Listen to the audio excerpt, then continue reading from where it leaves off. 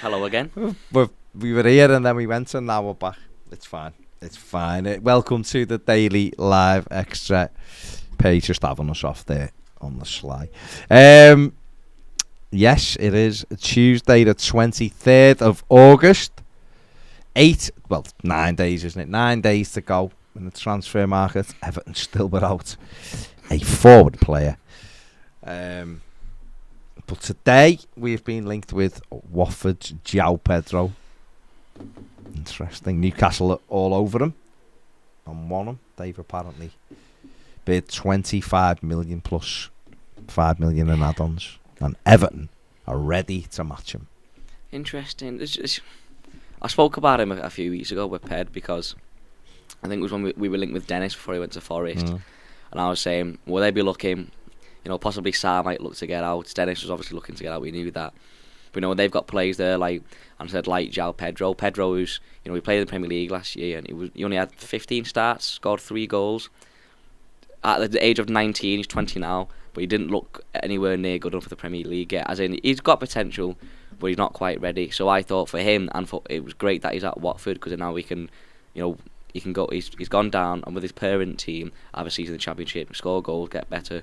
They're probably going to come up to the Premier League again, and then you can see how it does in the Premier League. A bit like how Sarr did when they first come down. He's come back up. He's had a good season now. He's been looking probably to get out. In terms of him coming in and solving all our problems, I don't think it's what we need now short term. He's a good player, he's great potential. He's a great talent. He can come in. He's a bit similar to Richarlison, as in not because he's Brazilian, but he can play as a centre forward. He can play out wide. He's not like Sarr up at like a proper number 7, but he's good wide. He's direct. He's just not. The goals aren't quite there yet. He doesn't look quite. When I watched him for Watford last season, he just didn't look quite up to speed for it yet. He's a kid, isn't he? So I think season the Championship would do him good. But if he's going to Newcastle, then they're in a situation to they're not desperate for a striker or for players. He'll go in there and he'll be like a long term signing for them. We need. I said to you before, we need like a Danny Ings, someone to come in now, Premier League. I'm not saying we should go and get Danny Ings, but what I mean is someone who can come in and, he's Premier League ready, can score goals, and we know they can score goals. No one can guarantee you goals, but you know what I mean? Pedro's not going to come in and he's not had a season in the Premier League where he scored like 10, 15 goals, which is what we need right now, to be honest. You're buying potential, aren't you? Yeah, and what we need right now is someone to come in. He's got loads of potential. He can play wide and play through the middle. He's at a great age. That's what you're buying. Lots of the bigger clubs, Liverpool have looked at him. No, Liverpool have watched him. United have watched him. They've got their eyes on him. And Newcastle have obviously decided that for them. They've already got Chris Wood, Callum Wilson. Although apparently Callum Wilson's injured again. I don't know how accurate that is. But Pedro going in there, and they're quite settled anyway, might be a good move for him. It might not. He might want to play and think that he'll get more game time at Everton. I don't know. You're right in one respect, is that he's not, 3 goals in 28 appearances in the Premier League isn't great. But he is young, so you've got to give him the caveat is that the attraction to him, I guess, is the fact that he can play wide as well. So he can occupy the wide areas when Dominic Calvert-Lewin's available. And that is a difference with some of the forward players we've been linked with. Excuse me, they're very much. I wouldn't see them going and playing out wide when Dom's fit. Now that's fine, you can go, well, Dom's still a month away or maybe a bit longer, whatever it is. Fine. And then you need a backup to Dominic Calvert-Lewin. But some of these players aren't going to come and be a backup to Dominic Calvert-Lewin. Yeah. So you've got to try to get someone in who can play in the team with Dominic Calvert-Lewin as well. You want someone who would push Dominic Calvert-Lewin. Yeah, I was going to say, we shouldn't be trying to, protect Dominic Calvert-Lewin, if that's the sort of way. You shouldn't be worried about replacing Dominic Calvert-Lewin. You get someone who's better, then great. You ain't got the money to get someone better. Yeah, I know that, but that's the problem. that is the problem. I want to say as well with that bid being quite high for Pedro from Newcastle, if we're going to match it and try and get him through the door, if we've already got the money to get one and he's that, or we use all our money to get him and it's only him, then I don't think that's really great business. He'd be a fantastic signing if you got players in and he's there, like, he'll play games, he might play out wide, but you've already got that striker in who's going to assure you some goals and can solve up, but not completely solve, but improve our attacking situation. Everton need two, though. Yeah. Let's be perfectly honest about this. Especially if Everton Gordon need goes. 2 forwards, and if Anthony Gordon goes, you could argue they need 3. Mm. Now, whether they're not going to get 3, but Everton need 2 forwards with Don back anyway. You need another sense. Rondon is a third choice striker, let's be honest. So you need someone to jump in front of him. Yeah, in an ideal world, you're going to try and get someone better than Dominic Calvert-Lewin, but we ain't got that money right now. So you need someone better than Rondon, and you need someone to go and play out wide who's got goals in them. Now, the issue is, and we're saying that with Anthony Gordon in the squad. If Anthony Gordon goes, then surely that then becomes, we actually need another one now. So instead of just needing 2, we now actually need 3. We need a winger and 2 strikers, or 2 forwards who can play wide or through the middle, and one target man type striker, a number 9, as well as a midfielder.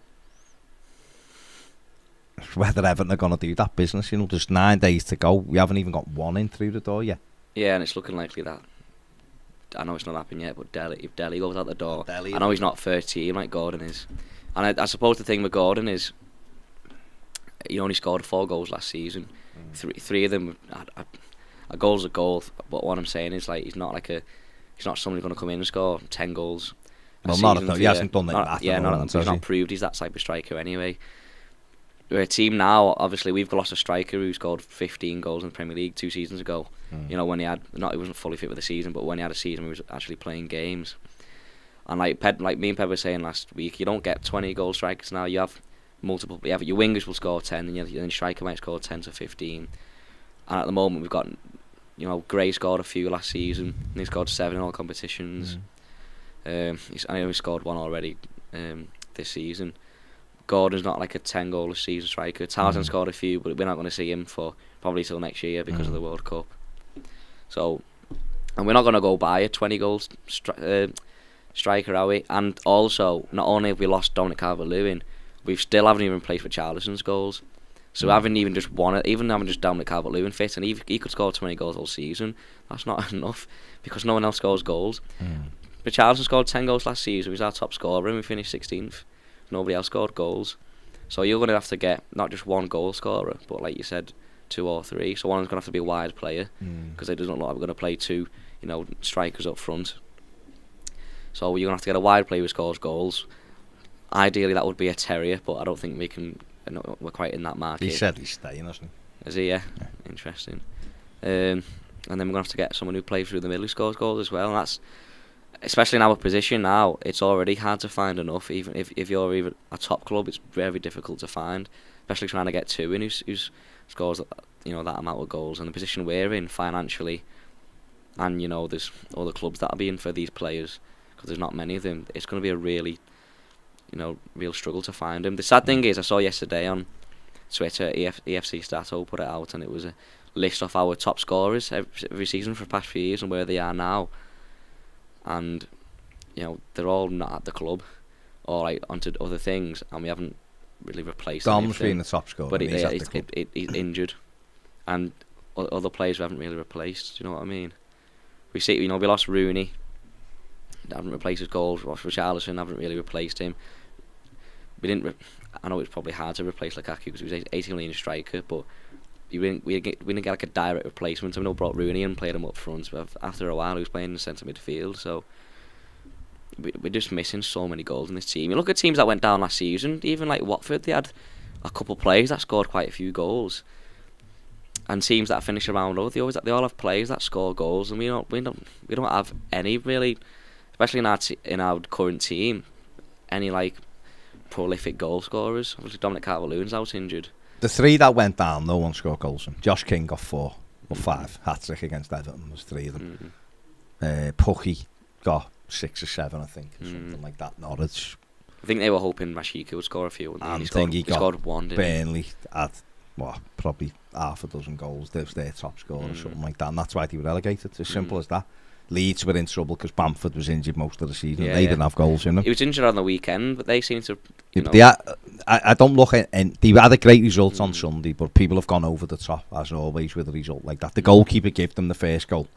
Yeah. It was 0-0 and Chelsea were battered, and then the keeper messes up and it changes the game. And after that, Leeds were excellent, but Chelsea still should have scored. Chelsea should have scored 2 before. But Leeds, it's a question of whether Leeds have got enough goals in them. But they've got energy and enthusiasm, and Rodrigo's brilliant for them, whether he plays up front or midfield. Well, is he got 3 already, hasn't he, I think, this season? 3 games. So if he keeps going, then he might do well. But my point was, last season, not really about this season, but last season, they were down there because Bamford. Everton were down there because they lost Calvert-Lewin. Yeah. And the 3 went down, had no goal scorers. Newcastle didn't have a striker until January, which kept them up.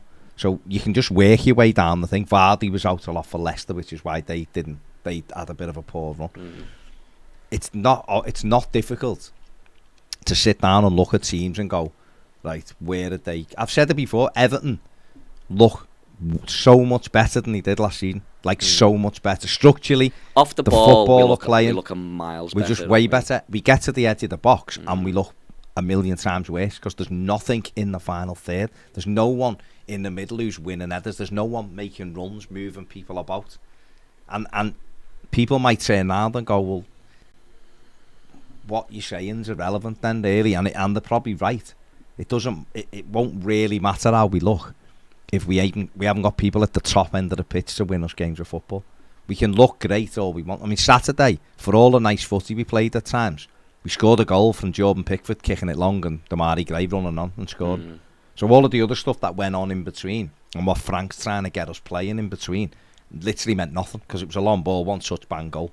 Sam Allardyce type footy, and it was don't get me wrong, it was a fantastic pass by Pickford and it was a world-class touch and finish by Gray. It was. If Salah would have done it, or if Haaland, and I love Haaland, if he would have done it, people would have gone, oh my God, what a run, what a touch, what a goal. My point being is I'm not playing the goal down. The goal was great. You're not going to score them every week, are you? Well, you're not, but what my point being is all the other stuff that goes on in between that makes Everton look like a better team than they were last year doesn't actually carry any weight, because when we get into the final third, we look devoid of anything. We look devoid of any idea. It's why we scored 2 goals this season, an own goal, and we scored that goal at the end of the game. In a game we should have won comfortably, really. And so, listen, I know that at the moment that Everton have got bids in for a few players. I know they're working hard trying to get forwards in, but Everton Football Club need 3 or 4 players to come in the next 9 days. That's a lot. We said when Richarlison left beginning of July after we'd gone, we were saying, right, we've got a month now till the season starts. 5 Premier League games and 1 straight after the window closes. So that's 6 games. So that's 18 points. So that's a huge amount of points. That's a large portion of your season in perspective. We've sold our top scorer. We've got to get players in early, and then we saw the statement from the club judges at the end of the transfer window. Well, we're 9 points in, and we've only got 1. We've dropped 8 points, and you could say we could probably be on 4 or 5 points now if we had a striker. And 4 or 5 points puts us at the top end of the table. You don't look at this. I would never look at the table until probably October, November anyway. But that puts us above the rest, or above a lot of teams at this point in time. End of the season, 5 points is a massive difference. Would have been a massive difference last season if we had or we lost 5 points. So I just think it's still crazy how we haven't replaced our top scorer last season. It baffles me. I know we can say we've got financial issues and maybe that they were holding out for Breuer, which I think is crazy if they were. But we've signed. I think they probably still are. Yeah, I just think they need to get someone in, because financial issues or not, we've spent money. We spent money on Onana, which I think is a great sign. I'm really happy we've got him. But if you don't get a forward in and we're losing points, it could cost us. We've signed McNeil, who I don't want to slate him because I said before we signed him we didn't want him, but as soon as he's an Everton player, you get behind him and you back him, and I hope he does well, and I want him to do well. But I struggle to see why. Yeah, right now, 3 games in, I struggle to see why we spent money on a player like McNeil when we haven't got a forward. Do you know what I mean? Like, a player who scored no goals last season. I understand why they've signed him. I can try and understand why they've signed him. He's a creative player. He's a left foot, can play on the right. Opens up space for Patterson. He was playing on that right, even though he didn't play on the weekend. But we've still not got a goal scorer, so we can't really. I know it's cost a lot more money than probably what we spent on McNeil, especially what we're spending on him now because how we structure the deal. But at the end of the day, we've spent money on other positions where we haven't got a striker. Now, 3 games in, we've got 1 point, and you could say we've dropped a point because we haven't got a goal scorer or a striker. Yeah, thank you. That was really hurting my eyes. I don't know why. I'm getting no heat from it. Yeah, no cool from it. Thank you. That on you. Bevango 3 on the super chat says, what's happened to the Ollie Watkins link? He's the type of player we need.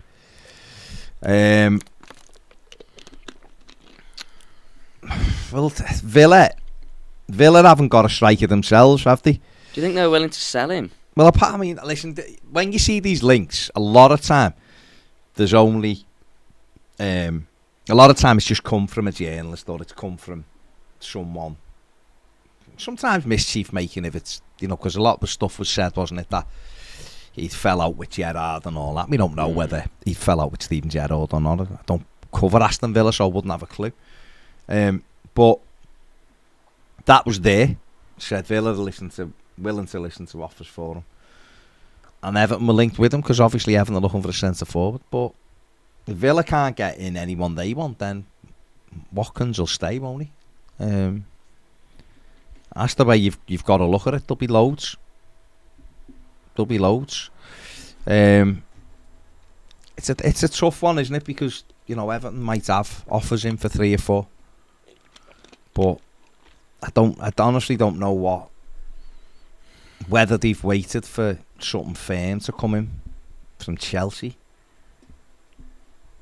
for Gordon. I don't know because I think he's just said there. Jarlath's just said there. Baz, why do you think genuinely we are waiting for other teams to get close to signing players before we come in? Now that can be one or two things. That can be you think that player is too good an opportunity to miss, so you gamble and you go in the hope you can get him, or it can be you're waiting for the other team to agree a deal with, rather than messing around with a club, which is what happened with Lille when we first went in for Onana. They were playing silly buggers and all of that. We waited for West Ham to agree the deal with them, and then we went in and joined it on those terms. So, that might be Everton's strategy. It seems that my worry is, it just seems a little bit scattergun right now. And again, without believing every link that you see and without believing every story we get told and stuff like that, when you read between the lines and the stuff that we are passed by certain people, a lot of the other stuff is just those links and circulated by agents trying to drum up interest, trying to create journalists, trying to create stories. But it does look, some of them don't seem to, like, they're not the same type of player. If it was like 5 of the same type of players, then you'd go, yeah, I understand that because they're all similar. They all do this kind of job. But some of them are like 6'6" striker, and then the next one's like 5'9", like a wide forward, and you're like, not quite the same. Whether they're looking at like trying to get both of them players in.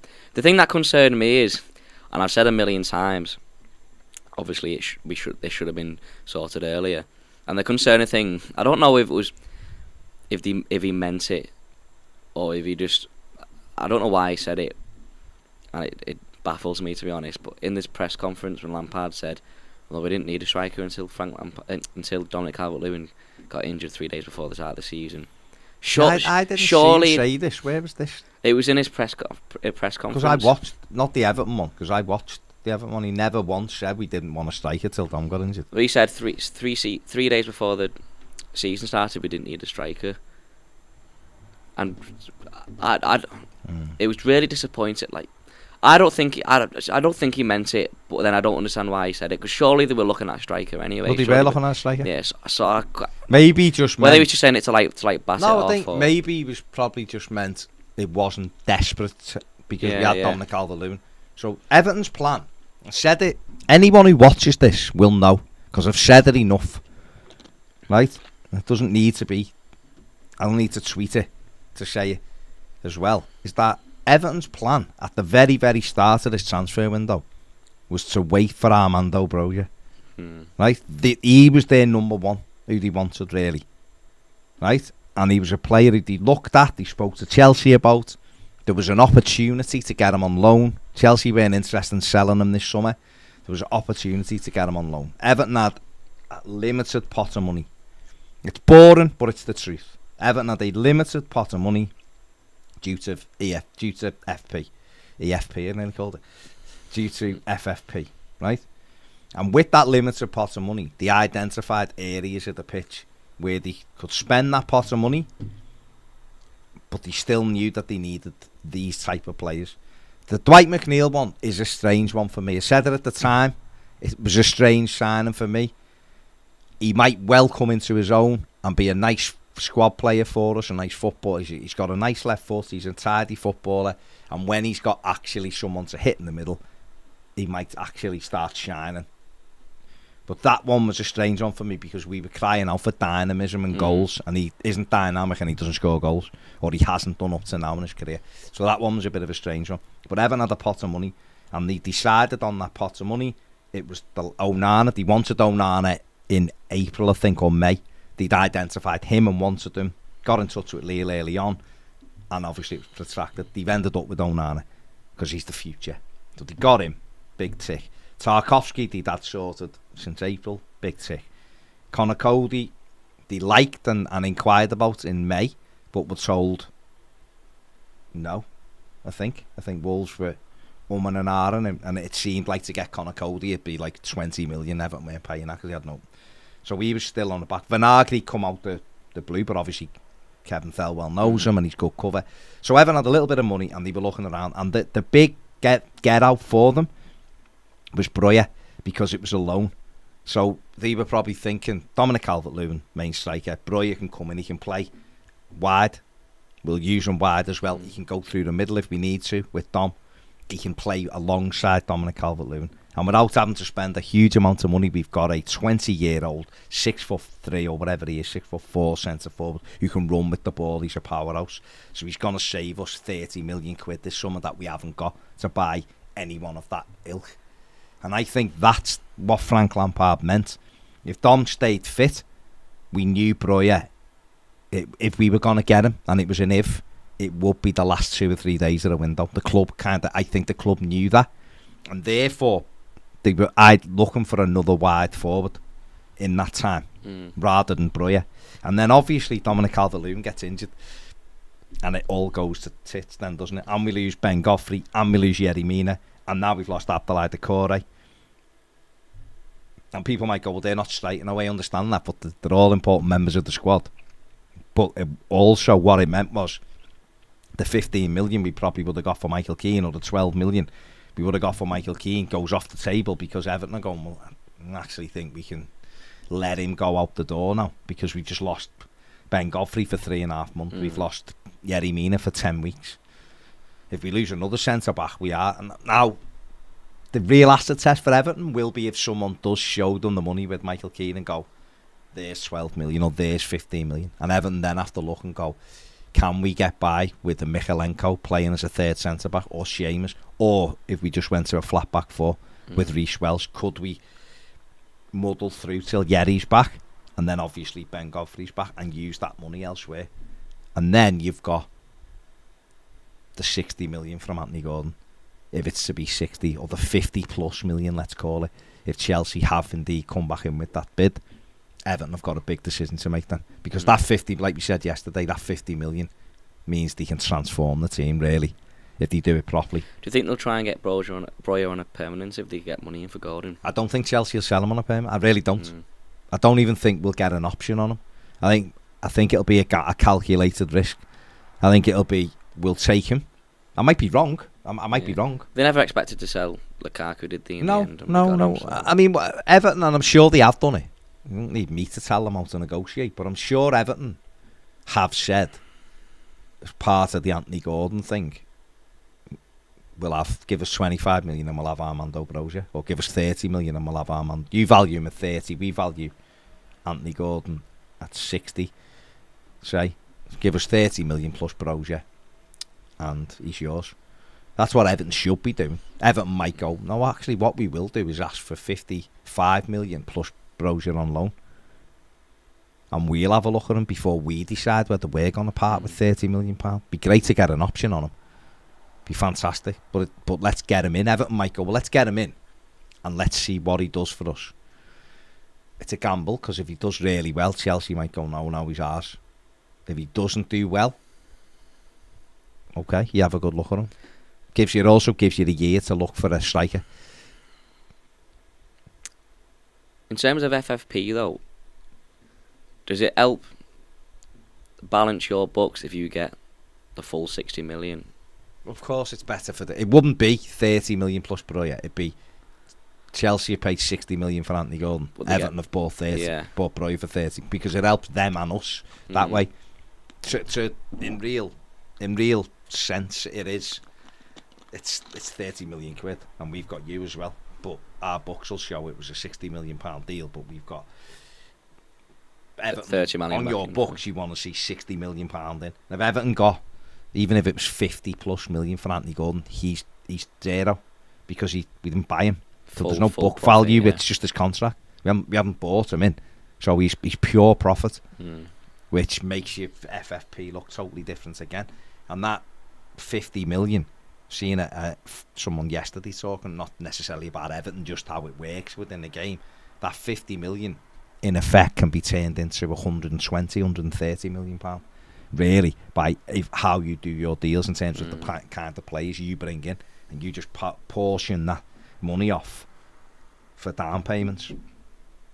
So Everton could, if you think about it like that, even if it was if Everton got 50 million and they turned it into 100 million, even if you just think of it like, forget the 120, 130, you just doubled it on FFP.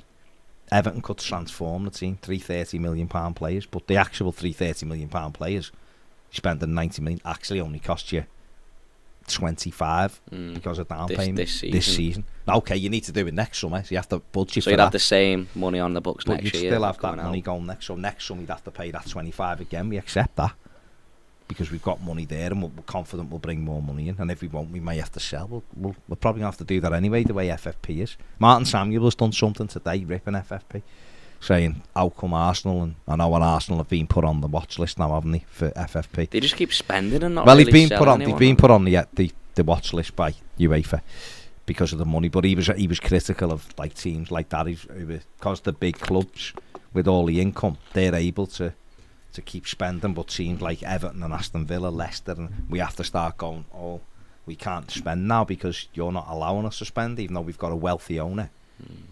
So we're there to be picked off like we were with Richarlison. If Everton wouldn't have been under pressure to sell Richarlison, Everton would have got 75 million for Richarlison. Yeah, that's just a fact. Cucurella went for 62 a left back. Everton would have got 75 million from Richarlison. But we were up against a bit of a deadline and we had to sell him. There's no way in any earth, really, that Anthony Gordon should go for more than Richarlison. Really. The lad that scored double figures every season in the Premier League is only 24, 25. And we've got a 21-year-old who's got not even a full season in the Premier League, and the figure's 60 million. That to me is bonkers. But you can get about 50 Premier League goals in here, Richarlison. Yeah, 55 goals for Everton, didn't he? So, great. If Everton end up with 50 odd million, it's great. But when you look at it that way, and how the pricing is for different clubs or whatever, it is a little bit mad. Gaz says Sky reporting 60 million Chelsea for Gordon. If we don't take this, we are absolutely crazy. I'd value him at less than half of that, if I'm honest. The way I look at it is, if we paid 60 million for 1 in 12 winger, we will be going mental. It's not. It's different though, isn't it? They're a huge buying club. They got an owner who's willing to just splash cash. So if Leicester came in for him, and you'd be willing to let him go, then you might say 30 million. But if a Chelsea come in, you'd want them. You'd ask them to overpay, and they just pay it. They're a different type of club, aren't they? It's like if United go in for a player at a club, they might add like 20 million onto what they really want, because they know United will just pay it. Yeah, but they've also got bigger pots to play with. Yeah. Leicester couldn't pay 60 million for that. Well, because that's what I'm saying. Is we know they've got an owner who's just who's already starting to splash cash willy-nilly. They've got a value, haven't they? Anthony Gordon for Chelsea will be a different proposition than Anthony Gordon for Everton, because we're looking at him to do it all for us because of the lack of quality in our team. But Chelsea, I know Sunday they got bombs, but still had enough chances to win the game. But they've got a lot of talented players in that squad. So if you put a young lad who's gonna grow, a talented player in with those talented players, he's gonna be better, isn't he?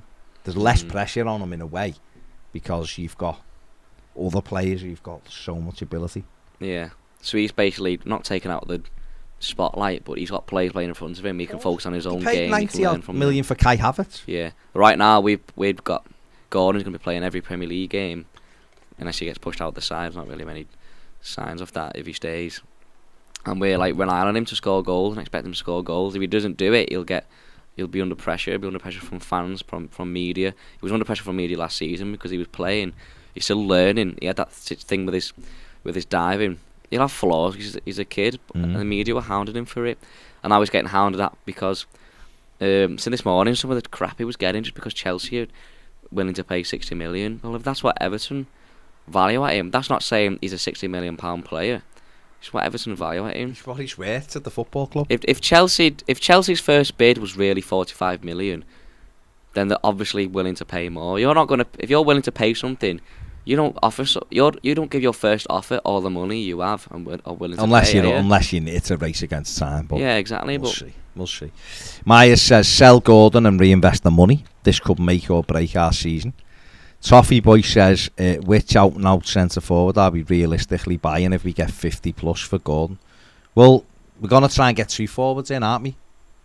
Which is what we have to do. We need goals. This team will struggle without bringing 2 strikers in or 2 forwards in. It will.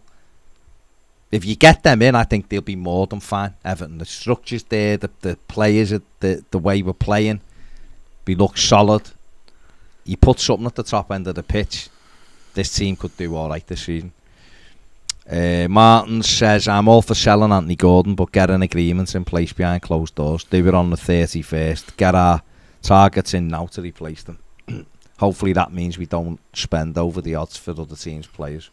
You know we're desperate. 60 million is ridiculous for the uncreative roadrunner. I don't think it's ridiculous. I do. I'll be honest. I don't think he's anywhere. I don't think he's anywhere. If 60 million. Yeah, if these figures were never talked about, I'd probably be like, and you said to me, how much would you want for Gordon if he had to go? And I'd say, well, if he was going, I'd say probably 30 million or something like that. But after these figures coming out, Chelsea willing to spend this and that, then fair enough, give it us. Yeah, but the figure's still ridiculous. £60 million for a lad that's got 4 goals and 3 of them with deflections. I'm not surprised though. What I mean by it, Chelsea. If Everton were paying £60 million, I'd be absolutely furious. If Everton were paying, there you go. So forget about whether anybody's got the money. 60 million quid for Anthony Gordon is ridiculous. Yeah, it's crazy. I didn't think when he come back from loan from Preston, and when we started last season, and he only just got into the side against United, wasn't it? It was his first game he started. That we'd be talking about selling for 60 million less than a year later. That is crazy. But Gabriel Jesus went for 42 million. Who's brilliant and scores goals all the time, a striker. Raheem Sterling went for 45. But City wanted players out, and they looked at players that they didn't want anymore. Raheem Sterling, 45 million. He's done it every year. If City wanted to keep Sterling, they loved him, but then Sterling wanted to go and Chelsea wanted him, then they probably asked for a lot. No, I'm just saying that to me, I'm not I'm not being down on Anthony Gordon. I'm just saying £60 million for a lad that has hardly done anything in the Prem is mad. But 14 hour though. Yeah. Lions, he says, afternoon lads, page and fellow Blues. Does Anthony need a piggyback down to London? For 60 million plus add-ons, I'm available. But seriously, lads, do you think we'll get decent strikers in with the money? I don't know, mate. I don't know. There's Everton are obviously working hard behind the scenes trying to get people in.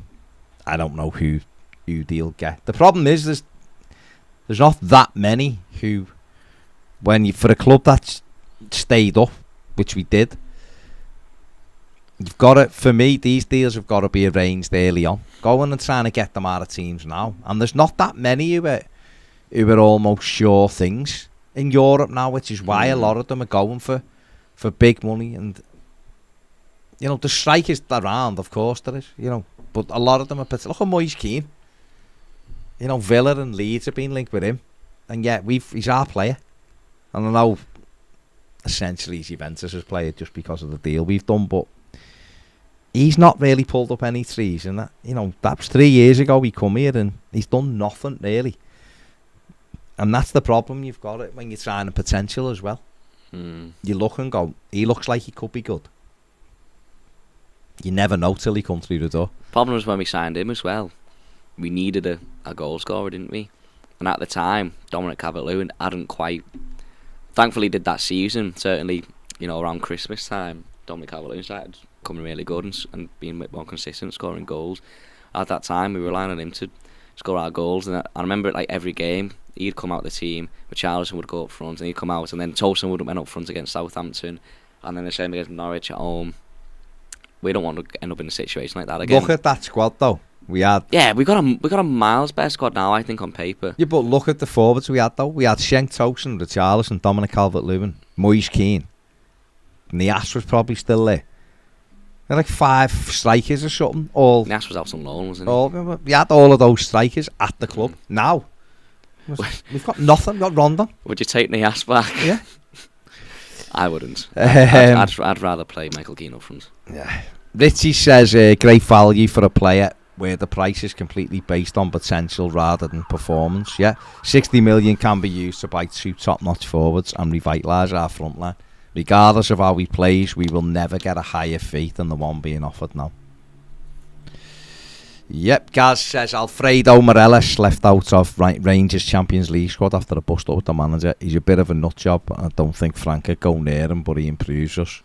Does he though? Maybe 2 years ago he might have improved. He's not really done anything for a season. He is a bit. He does seem to be a bit of a hothead. He's just nasty, isn't he? Crazy fella on and off the pitch. But yeah, he does seem to be a little. I wouldn't be going anywhere near him, to be honest.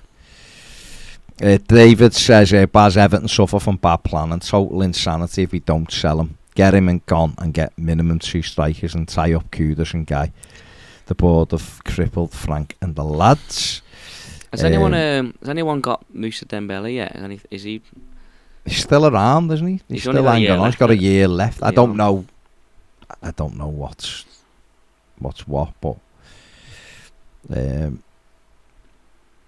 see what happens with that. But yeah, I mean, people saying that if we got 60 million, it's 9 million more than City pay for Haaland. And you're saying? Well, didn't they pay out a release clause though? It's 51 million they got for. If Haaland didn't have a release clause, he'd have been about. He's about 500 million. But it would be more. It would be more than, and that's what's crazy. Crazy boy, he's an Arsenal fan now.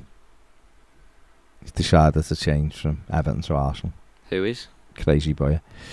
Weird team. Michael says Jonathan David. Everton looked at him 3 years ago before he went to Lille. I don't think we'd be in the market for a player. He won the league, didn't he, a couple of seasons ago? They just got beat 7-1 at home by PSG. Yeah, PSG destroyed. You see Mbappe scored the right second. That's the Galtier effect, losing a manager like that. Absolutely. Well, he sat in the PSG dugout. He absolutely destroyed Lille at the weekend. But Jonathan David, I mean, Lille are terrible to deal with, to be fair. But Jonathan David he's a good player. Great player, isn't he? And he's only 22. Fast and furious. He's only 22. Where's he from? Canadian, isn't he? Dembele's a shout too. The golfer says anyone concerned Frank and his staff will leave. I think Frank's concerned he'll be sacked. I don't think he's concerned about leaving. Because he needs results. Doesn't really matter. But he needs results quickly. Okay, and Gerrard are in trouble. Gerrard's only won 3 in his last 13. Has he? Moyes has lost 9 of his last 12. He's in trouble. Yeah. Frank we need to win tonight, just settle the noise down. But we do need to get some forwards in for him. Anthony says we need a striker before the weekend. Glenn says Baz's only question is playing a winger midfielder as a striker similar to asking a goalkeeper to play left back. Probably not, but it's very specialist position. I said yesterday it's like asking a centre back to play in goal. Really. No, you are it might correct. not quite be that dramatic, but you cannot play. I don't believe. They won't score goals. That strikers will score. They'll score different types of goals. It's not even that. It's about protecting the ball when it's knocked into you. It's about the runs you make. They don't think like strike. I remember I said to Ped last week. I'll give you different examples from different games. Chelsea. Was it Iwobi? Was it Gray? Gray cross into the box, into back post. Gordon. If it's even Rondon, he gets up and he's like attacking it. He wants it. Gordon closes his eyes, not got the timing right, and then Villa, he will be great cross into Demarai Gray. A striker's anticipating that it falls to him and he's ready. He pulls his leg back earlier or gets himself set to get it in the net because he assumes the defender's going to miss it. Gray, it touches Gray and he wants like 3 touches, or he's not got his time right. He's not expecting it. There was loads against Forest. It's instinctive. When you play as a striker, it's instinctive. It's why some people are strikers and others aren't. It's that you can't teach the thing, and that you see it at any level as well. And obviously, the higher you go, the more nuanced it is, and the quality. You see it anywhere. Do you know what I mean? You'll find yourself. I played up front, and whatever level you were playing at, lads who play Sundays who were watching this will tell you the same thing. Is that you get into positions where you haven't thought about why you're there, you're just on your own, and people go, why have you left him? It's because you're making those runs yourself. You're not going, right, that'll come in, I'm going to turn now and run there. Do you know, you might, before the game, the manager might be saying, run the channels for me, we knock it, and you go, yeah. But you'll do things. It's why you watch the Premier League. Why is Harry Kane nearly almost always on his own? Harry Kane, the most dangerous striker in the Premier League, is Saturday they win 1-0. Corner flicked on. He stood in the middle of the goal on his own. You're telling me Wolves have marked him all day, but it's just his natural instinct to move here and come back, and he's got a little head in. You put a winger Nathan there. Collins just wandered off, didn't he? He wandered off because it's his movement that wonders. He might walk away looking disinterested, and you take the defender's attention with it. The defender's like, where's he going? Yeah, and then I'll get ball. There's the ball. And he's on his own, bang, goal. Midfielders trying to do it, it's not the same. Wingers want to get the ball, face up and start beating you. That's not how you play as a forward. But it's those natural runs in and around the penalty area. It's why you'll go near and drop and the ball will come to you. You've got to tap in. Other people will run where there's bodies. When you see defenders running that way, you'll peel back and give someone the angle. It's all of that kind of stuff. It's a winger suddenly trying to... You go up front and you're back to goal, aren't you? And wingers are completely opposite to that. The whole thing, listen, like I said before, whatever level you play at, right, you know your job. I remember being asked to play centre mid in a game once, and honest to God, I didn't have a clue what I was doing. I didn't have a clue. The ball was going over my head, and I just wanted to run towards the goal with the ball. People were running off me. I was competing, but people were running off me, and I was like, oh yeah, he's gone. Now a normal lad who plays in midfield will just drop into that role. It's like we're talking with like Garner, isn't it? Garner will come into that midfield role and he knows that role, and he'll just sit and drop and he'll go and snuff it out. And you different people, then you put other people in there like Alan, and you go, he's going to play the 6 for us, and then Alan's like, there's the ball, and he'll go charging out, and there's a big hole and they just exploit it. Well, each position is like that. The problem you've got when you're playing up front is that your responsibility is to score goals, and if you're not scoring goals, your responsibility is to get hold of the ball for your team and keep it to buy yourself time. And if you're not doing that, your responsibility is to run away from it and take a defender with you so that someone can burst in behind you. Players who that isn't natural to them won't do those things. So it's okay, Frank Lampard saying, we put 3 up and the dynamic and the interchange and it moves and all that. It doesn't mean anything, because the big thing about football is putting the ball in the back of the net. The only thing that matters. You can't win a game of football without scoring a goal. So you can be good at everything else. You might not concede, but if you ain't got anyone in the team to put the ball in the net, all of the other stuff is fluff. And so when you're trying to get someone and put them in a position where those people who you're putting in that position, they're the players that generally go for the big money and earn the big money because they are specialists at what they do. You're asking a 20-year-old, 21-year-old kid to go and do that. Or you're asking a lad that averages 4 goals, 5 goals a season to go and play through the middle for you. Or when he took Ronda off to put McNeil on the weekend, and McNeil ended up like he would do, because he's not a natural striker, just dropping deeper and deeper or going out wide. He wants the ball. Getting on the ball and then looking for a striker. Strikers and then going, oh, hang on, I'm meant to be the striker and there's no one there. Strikers want to run in behind and get goals. They live for goals the same way as your goalie should live for clean sheets, or your centre-back should live for clean sheets. But that's what striker does. It's a bit different when you're on the wing. You're there to have your tricks or your. You want to be involved, don't you? Want to get deep, get at the ball, and want to play. Well, strikers are very patient. They wait for those opportunities. Wingers aren't patient. No, well, Rooney wasn't, was he? Rooney Sallier himself. He'd drop and go and get the ball. He said his best season was when he scored some. He was late, like high 20s as a season, because I think it might have been Tevez who just left or someone, and he got made like as the main striker. So he was playing up front and not normally drop deep, get involved in the game, pick up the ball, run at players, and he'd be playing off another striker. Well, he was that main striker. He was relied on to score goals, and he did. It was his highest scoring season. He had a great season in terms of scoring goals, but he said he hated it because he was never involved in a game. He had games where he scored 2 or 3 goals, and he said I was rubbish because I just stood up front all game. It was horrible. Strikers love doing that, don't they? So Chris says, I was prepared to make some arguments to keep Anthony Gordon, but if the report is true he wants to leave, regardless of the fee, get rid of him. I don't want any player who doesn't want to play for the club.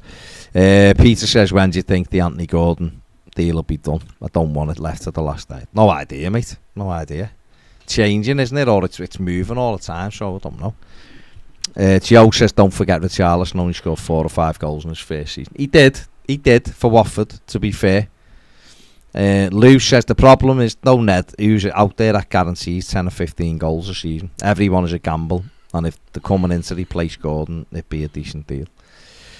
Well, I said before, isn't it? It's hard to find these players, and that's why you have to get a couple. You can't just rely on one player coming in scoring goals, because that's why, like I said, there's not bigger clubs but better teams currently who'll be after those players.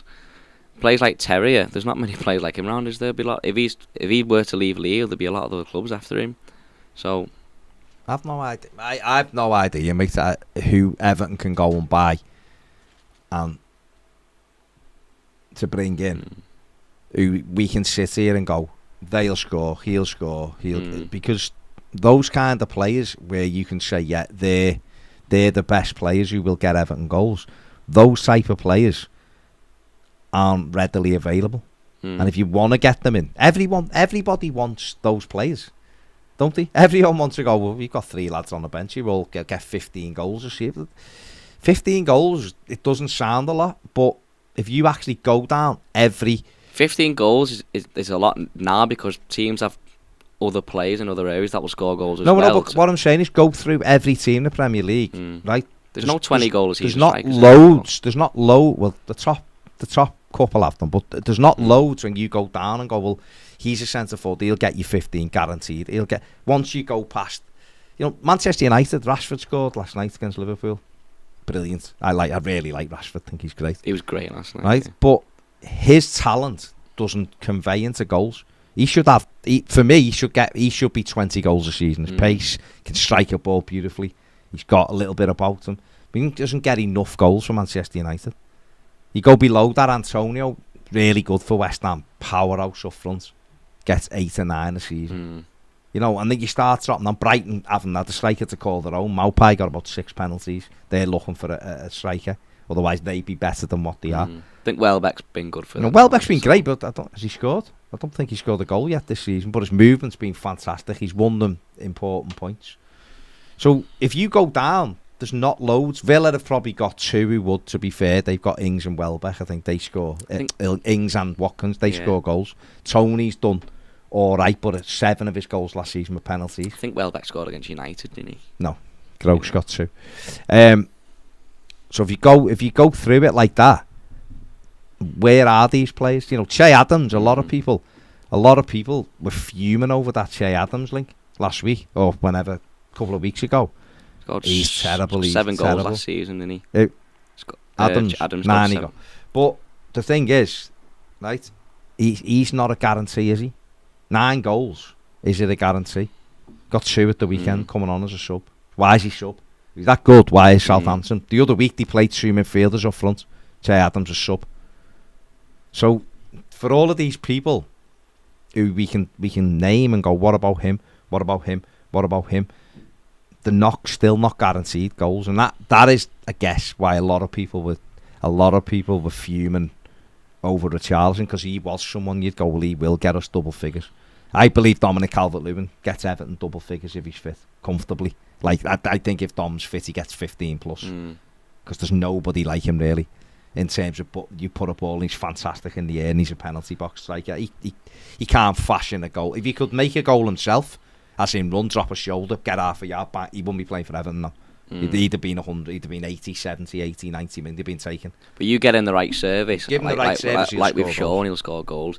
I said to Pet yesterday, I think even if Dominic Calvert-Lewin scores on Saturday, he probably struggled to score. He might have got 1. Dom had to score 2, 3 on Saturday. Do you think? Yeah, because we just put balls into. Couldn't create anything. Yeah, that's the point. But if you're playing wide and you look up and go, right, who's in the middle? There's nobody there. You are going to take another touch, aren't you? Rondon doesn't move. Well, Gray himself, when I was looking at his stats for the final, where he had 12 crosses and only 1 was successful, and that's because he's crossing into Rondon, who can't make that extra. He ended up having 5 shots, which is more than he normally has. 3 on target. 3 on target, yeah. You know, that's the thing. John Jones says 16-year-old Rooney used to point in front, telling the other players where to put the ball. Of course, because that was it. You know, Andy Cole was, you're too young, but Andy Cole with Newcastle, that was his thing. He just points to Beardsley and Beardsley thread it through, and the kid was in, bang, goal. And Andy Cole missed probably as many as he scored, but he still got 25 goals a season.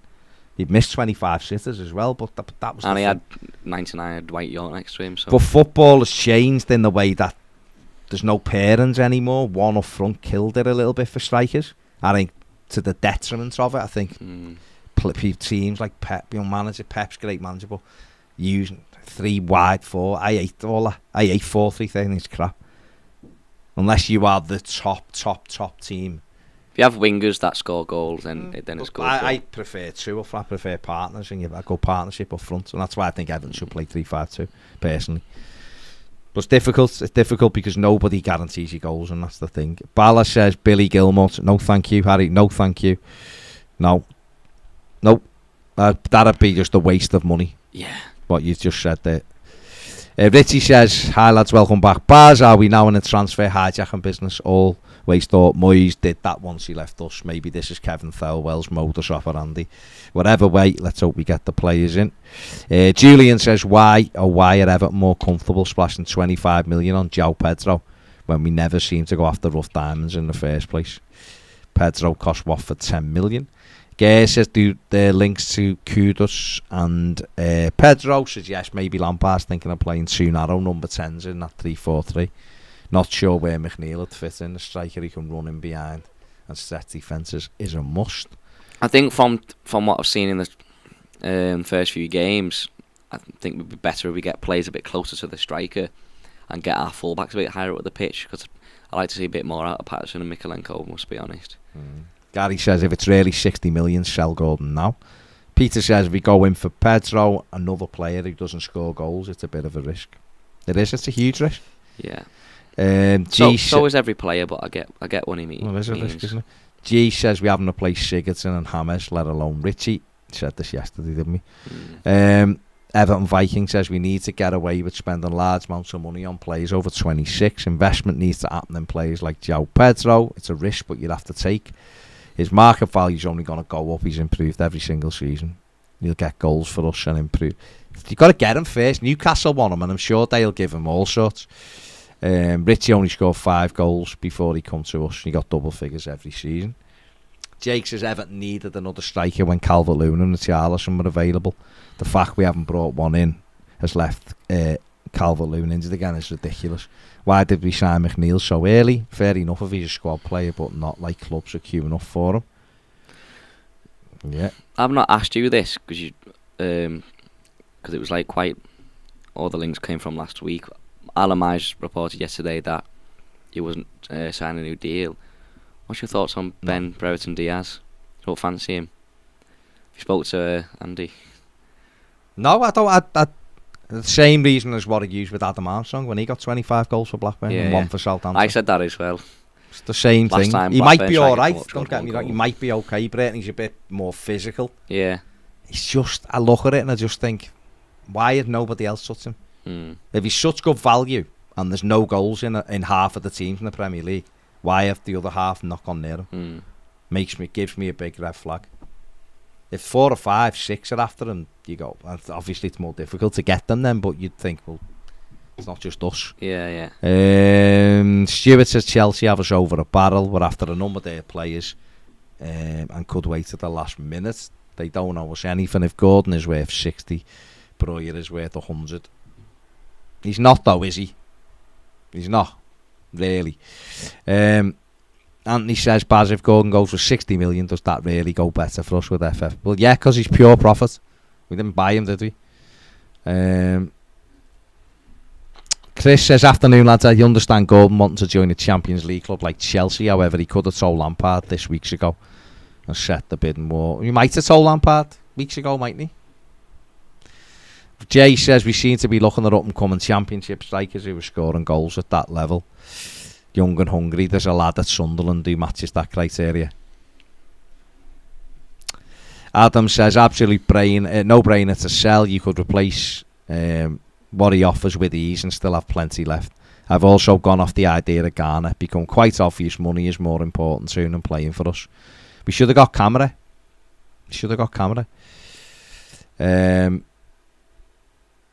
Bill says, buy a striker, shouldn't be developing other people's players. It's about needs, must, Bill. If Everton can get Breuer for a season, I don't care whether we develop him or not. And we don't really keep players long anyway. So, Zach says, any barbershop quartet singers I don't know about on Fleetwood Mac. On Fleetwood Mac? I mean on Fleetwood Town. And Toffee Chaz says, is Ned a barbershop quartet alongside his job? This was you last week, wasn't it? I couldn't be if I wanted to. But no, I'm in a actual band, so. But if I wasn't, I'd probably think, yeah, why not? I don't know what's so funny about it. People keep mocking barbershop quartets. I think they're quite interesting. Me and Baz used to sit and harmonise on the couch over there. We could do one. We could join one. Yeah, the whole thing was a bit mad. If we get rid of Gordon and Ali, we could get 3 forwards and a defensive midfielder. I believe Tuchel thinks he can coach the indecision out of Gordon. He's tried it with Barkley, but he's too thick. Says Jez. Jay Ratcliffe says Sky Sports at lunchtime said Gordon was the main reason Everton stayed up. Okay. Tom says Lampard has 6 wins in 24 Premier League games. Obviously excuses can be made, but Everton have to bring in attacking reinforcements or he's in big trouble. 21 games, he says. Leon Britton says, not the Swansea Leon Britton, sadly, says, do you think Pedro is the replacement for Richie, Brazilian? Then get Breuer and a number 6. Maybe. And Jake says, do you think Iwobi's good form is wasted with him not playing number 10? I don't know, Jake, because he's playing brilliantly at where he's playing, isn't he? So, I don't know. Corin says, hello, Baz, will Everton sell Gordon? I honestly don't know. I don't know. I wouldn't. It's I don't know. It's tough, isn't it? It's really tough to turn down anything over £50 odd million for Anthony Gordon. It really is. When we're up against the wall and you want to try and improve the team. It's a huge call to turn 50 plus million down. I said last week on the Toffee TV Premier podcast, check it out, I said I think he'll stay, but I also said if we get to the end of the window and we've turned down a Gordon bid for like, you know, a similar fee, and we haven't brought anyone else in, which I don't think will happen. I think we'll bring someone anyway. I think we're always going to, whether Gordon would stay or not. Then I think that would be absolutely crazy. Like, because imagine we get to a point where we have to sell Gordon to bring a forward in, and we choose not to. I don't think that would ever happen. The biggest question for everybody, right, is would you rather keep Anthony Gordon and not bring anyone else in, or would you rather sell Anthony Gordon and potentially bring another 3? Yeah, if it was that choice, then you'd have to. You choose. No, well, that's the thing, isn't it? Everton might be able to get a loan from somewhere. Do you think if Dominic Calvert-Lewin was still fit right now, and was playing and was scoring goals, and they come in for Gordon, do you think Everton would rather?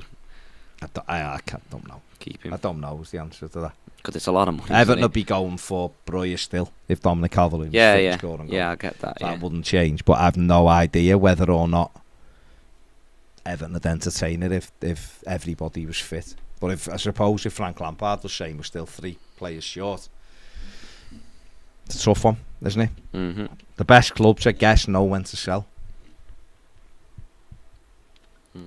Maybe it's Everton's. Maybe Everton should sell him. Maybe Everton should keep him. I don't know.